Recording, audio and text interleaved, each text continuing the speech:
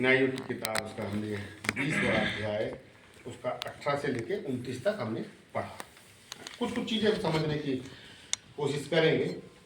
यहाँ लिखा है 18 पद में, तब इजरायली उठकर बेतेल को गए और परमेश्वर से सलाह ली और पूछा कि हम में से कौन बिन्यामीनियों से लड़ने को पहले चढ़ाई करे, और यहोवा ने कहा कि यहूदा पहले चढ़ाई करे। इसको थोड़ा सरल करते हैं। याकूब की 12 संतान थी, है ना, और वही आगे चल के 12 गोत्र में बदल गए। ठीक है, तो अब आपको समझना है कि यहां पर युद्ध हो रहा है। किस किस का युद्ध हो रहा है? एक बिन्यामीनी गोत्र है, उसका युद्ध हो रहा है किसके साथ? इजरायलियों के साथ। ठीक है ना, इतना समझ में आया? बिन्यामीनियों का लड़ाई किसके साथ हो रही है? इजरायलियों के साथ लड़ाई हो रही है। अब देखिए क्या हो रहा है।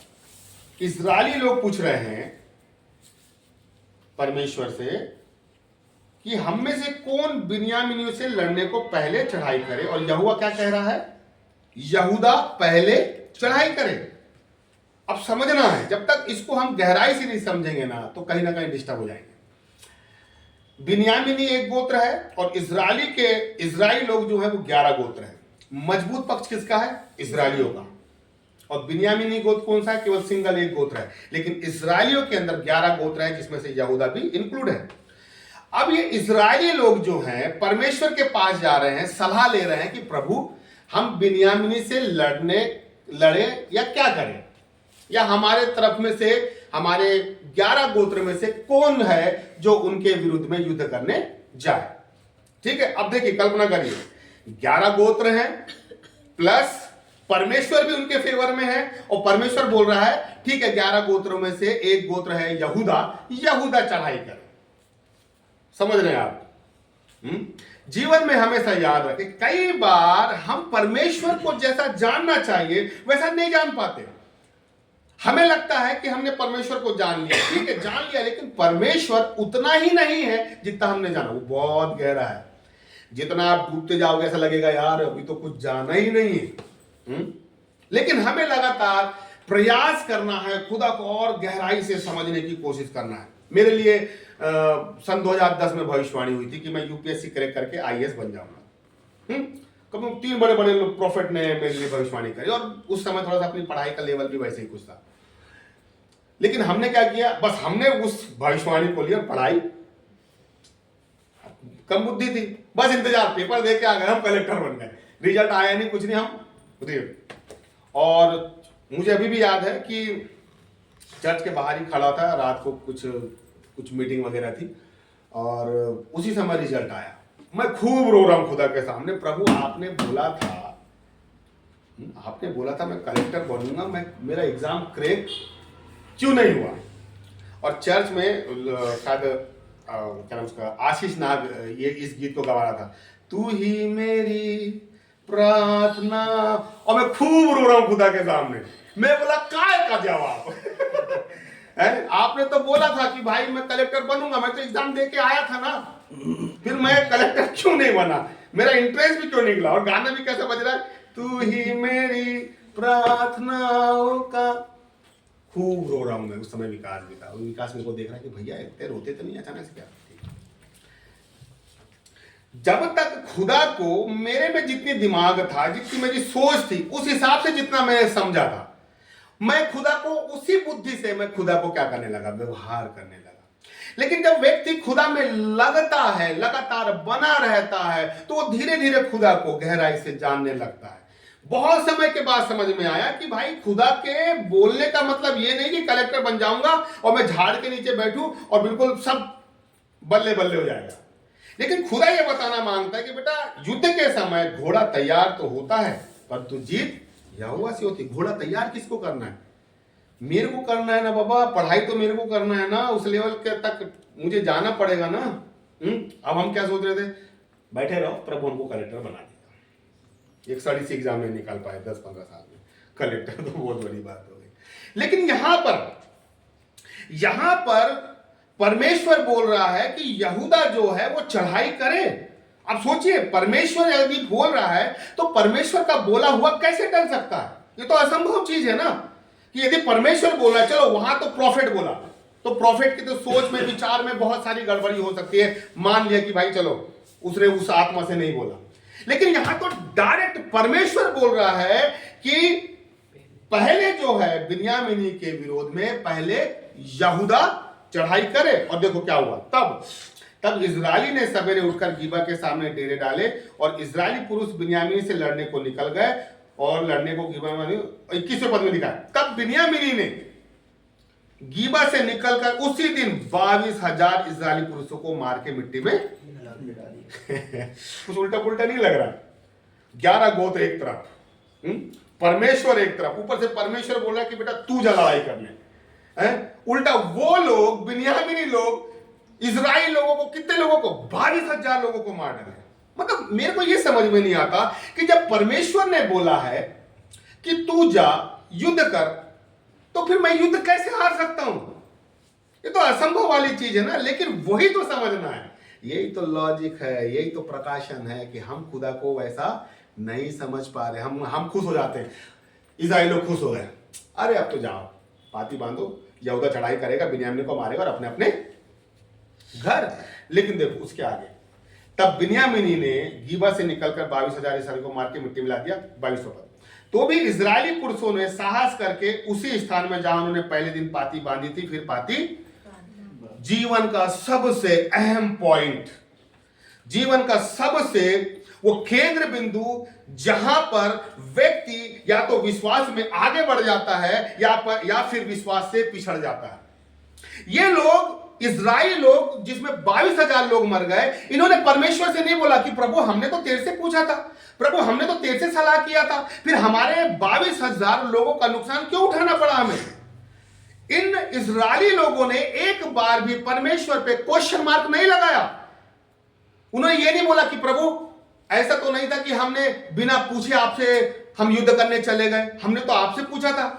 लेकिन इन लोगों ने बिन्यामीनियों से 22,000 लोग मारने के बाद भी ये लोग परमेश्वर पे क्वेश्चन मार्क लगाने की बजाय जिस स्थान में युद्ध हारे थे उसी स्थान में उन्होंने पाती बांधी। एक बार फिर प्रभु हम यहां पर पाती बांधते हैं।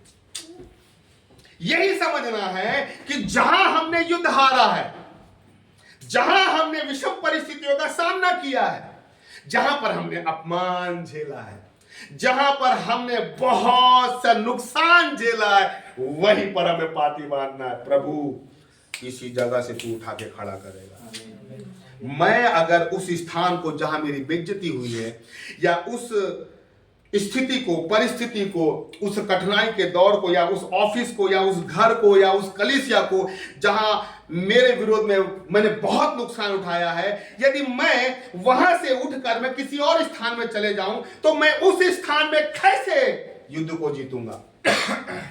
अगर खुदा को मेरे द्वारा युद्ध जितवाना है तो उसी हारे ही हुए स्थान में मुझे फिर से खड़ा होना पड़ेगा। हम क्या सोचते हैं, अरे प्रभु इतना नुकसान हो गया, अरे बाप तेरे बोलने पे तो गए थे प्रभु, तेरे बोलने पे तो किया था प्रभु, पूरा का पूरा दोष प्रभु पे डाल देते। लेकिन प्रभु को समझने की कोशिश नहीं करते कि प्रभु का सिखाने का दृष्टिकोण क्या है, ये जो घटना घटी है उसके पीछे खुदा की कौन सी सोच, कौन सी इंटेंशन काम कर रही है। हम तो रिजल्ट देखते हैं बस कि प्रभु हमारा तो बहुत नुकसान हो गया, 22,000 लोग मर गए, प्रभु ऐसा, प्रभु ऐसा। लेकिन उसके पीछे खुदा हमारे जीवन में क्या काम कर रहा है उसको हमें समझना है।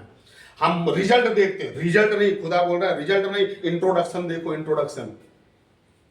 लेकिन इनके जीवन की सबसे अच्छी चीज जो 22वें पद में मिलती है, साहस करके लिखा है। तो भी इजरायली पुरुषों ने क्या लिखा है, साहस करके उसी स्थान में जहां उन्होंने पहले दिन पाती बांधी थी फिर पाती बांधी, साहस करके।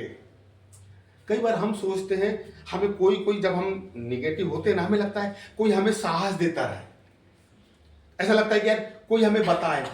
कई बार मुझे भी ऐसा लगता था कि यार कोई मुझे मेरी काउंसलिंग करे, कोई मेरे लिए प्रार्थना कर दे, कोई प्रॉफिट कोई कुछ कर दे। कई जब अपन डिमोटिवेट होते तो लगता है ऐसा। लेकिन मैं को खुदा ने हर बार ये सिखाया कि कई बार खुदा किसी को मुझे मेरे लिए मध्यस्थ नहीं बनाएगा, कई बार मुझे मेरा मध्यस्थ खुद बनना पड़ेगा। मुझे अंदर से खुद अपने अंदर साहस पैदा करना पड़ेगा, मुझे बोलना पड़ेगा नहीं मैं वहां भी हारा था, लेकिन खुदा ने फिर खड़ा किया और मेरी मेज को मेरे शत्रुओं के सामने बिछाया। आज मैं फिर इस परिस्थिति में हूं, खुदा मुझे यहां भी उठाएगा। मुझे खुद अपने आप को साहस देना पड़ेगा उस विषम परिस्थिति में। नहीं यार, नहीं लगना है यार, नहीं खुदा क्यों नहीं करेगा यार, करेगा खुदा। इन लोगों ने क्या किया, साहस करके। भाई 22,000 लोग मारे गए, मजाक नहीं है, 22,000 लोग मारे गए, लेकिन फिर भी वो हिम्मत कर रहे हैं, साहस करके, जिस स्थान में युद्ध हारे थे। अब आप कल्पना करो, हम युद्ध हार के वहां खड़े हो गए। एक तरफ हारे हुए की टीम है और एक तरफ जीते हुए की टीम है। अब मैं यहां आके खड़े हो गए, हम हारे हुए लोग उसी स्थान में, तो वो लोग कितना मजाक उड़ाएंगे वो जीते हुए लोग कितना मजाक उड़ाएंगे। अभी तुम फिर आ गए, रुक जाओ फिर बताते हैं तुम्हें।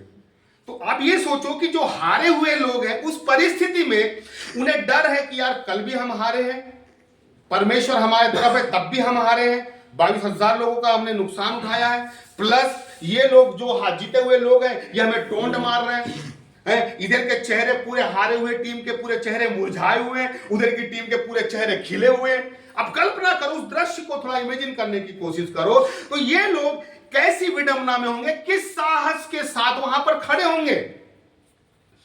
लेकिन फिर भी उन्होंने हिम्मत किया और जिस स्थान में वो हारे थे वहीं पर वो क्या हुआ, फिर पात हुआ। जीवन में एक चीज हमेशा याद रखे साहब, हमेशा याद रखे, जहां हारे हैं ना मत भागो वहां से, जहां अपमान हुआ है ना मत भागो वहां से, जहां नुकसान हुआ है ना मत भागो, आपको खुदा वहीं पे खड़ा करेगा।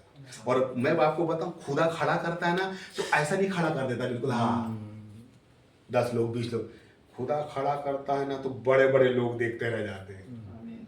यूसुफ को जब खड़ा किया ना खुदा ने, हर एक व्यक्ति, मैं यूसुफ का वो सोचता हूं पूरा राजपाट यूसुफ का हो गया। और पोतीपर ने, है ना, पोतीपर की पत्नी ने उस पर दोष लगा दिया। और जब ये पोतीपर भी जब यूसुफ के पास कभी चावल लेने गया होगा तो पोतीपर को लगा कैसा होगा, और यूसुफ देख रहा होगा, अच्छा बेटा आ गए यूसुफ क्या सोचता होगा, अच्छा बेटा याद है वो दिन। लेकिन वहां यूसुफ का ऐसा कोई दृष्टांत नहीं है। लेकिन हम सोचते हैं, मतलब इसका जो एक बहुत सारी चीजें, लेकिन जो काम की चीज है वो ये है कि जिन व्यक्तियों ने आप पर दोष लगाया वही व्यक्ति आपसे ना आशीष लेने आएंगे, हैं? वही व्यक्ति बोलेंगे भैया यार तू कहां पहुंच गया यार, हम तो जहां थे वही रह गया, तू तो पता नहीं कहां से कहां पहुंच। खुदा जब खड़ा करेगा ना तो ऐसा, हमारा खुदा ऐसा क्या है, राज्यों का खुदा नहीं है, भारत का खुदा, पूरे वर्ल्ड का खुदा है। वो खड़ा करता पूरी दुनिया देखते रह जाती है। तो खुदा का नजरिया यही है कि आप खुदा के, अगर खुदा से आप ये चाह रहे हैं कि खुदा आपको खड़ा करे तो उसी स्थान में क्या पकड़े रहो, उसी कुर्सी को थामे रहो, उसी परिस्थिति को जकड़े रहो, इस विश्वास के साथ, इस साहस के साथ, मेरा खुदा मुझे यहीं पे खड़ा करेगा, यही खड़ा करेगा। अब देखिए, अब बड़ी गजब की बातें आगे हमें देखने मिल गई। अब 23 पद में लिखा है, इजरायली जाकर सांझ तक यहोवा के सामने रोते रहे, यहोवा से पूछा।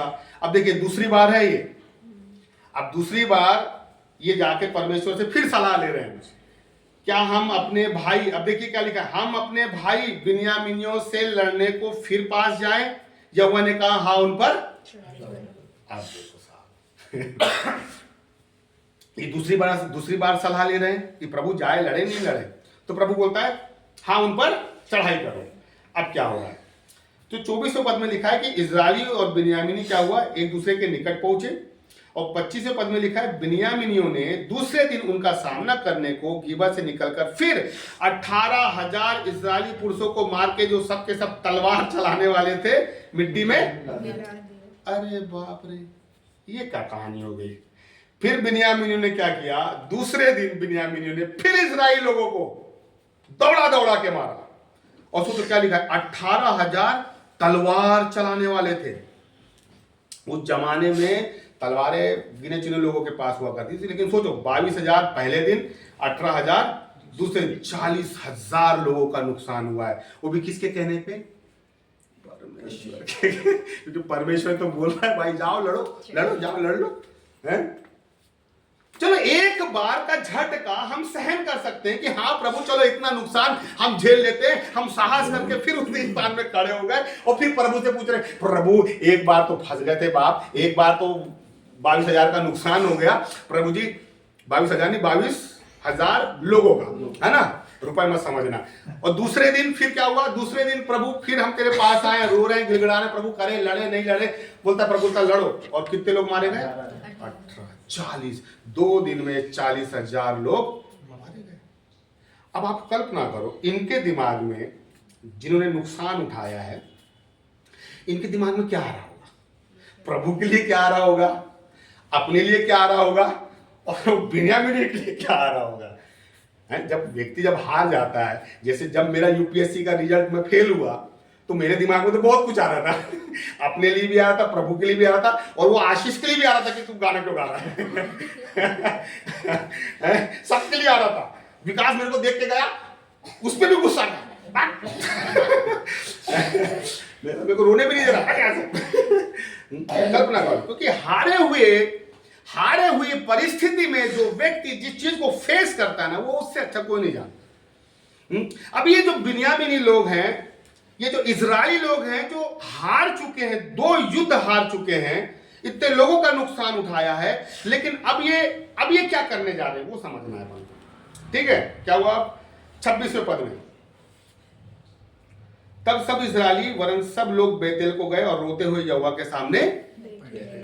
साहब 2 बड़े युद्ध हारने के बाद, 40,000 लोगों का नुकसान उठाने के बाद, ये लोग वापस अपने अपने खेमे में नहीं चले गए, वापस यरूशलेम में नहीं चले गए, ये रोते हुए खुदा के पास आए। इतना नुकसान होने के बाद, प्रभु के कहने मानने के बाद भी, उनको नुकसान उठाने के बाद भी ये लोग तितर बितर नहीं हुए। इन्होंने निगेटिव क्वेश्चन खुदा के लिए खड़ा नहीं किया। इन्होंने अपने दिल दिमाग में बहुत सारी चीजें लाकर इस पे उस पे दोषारोपण नहीं किया। लेकिन वहां पर लिखा हुआ है कि सब लोग बेतुल को गए और रोते हुए यहोवा के सामने बैठे रहे। जीवन में कितनी भी विषम परिस्थितियां क्यों ना, खुदा के सामने रोना सीखो। खुदा के सामने रोते रहो कि खुदा से अच्छा हमारे आंसू को कोई नहीं पोंछ सकता। ये लोगों की सबसे अच्छी विशेषता मुझे ये लगी कि खुदा के पास टिके रहे, इन्होंने खुदा को नहीं छोड़ा। साहब तू मार रहा ना खुदा, ठीक है मरने को तैयार है, लेकिन आएंगे तेरे पास ही सलाह लेने को। हम युद्ध हार रहे ना प्रभु, भले ही युद्ध हार जाए, लेकिन तेरा दामन तो नहीं छोड़ेंगे। ये ऐसा विश्वास हमें लेके चलना है। प्रभु जो भी हो जाए, मर जाए खुदा, लेकिन तेरे को तो नहीं छोड़ेंगे। तो खुदा मरने भी नहीं देगा।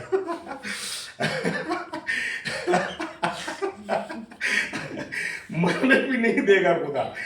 यदि खुदा ने चाहे ना, मछली के पेट में भी जाएगा आदमी, वहां भी नहीं मरेगा। मरने तो नहीं दूंगा, काम तो तेरे से ही करवाऊंगा, काम तो तेरे से ही करवाऊंगा, मरने भी नहीं दूंगा। समझ रहे हैं? भले से 2-3 दिन के लिए मछली के पेट में रख देगा खुदा। यहाँ सोच तू, आप मेरे बारे में सोच और अपने बारे में सोच।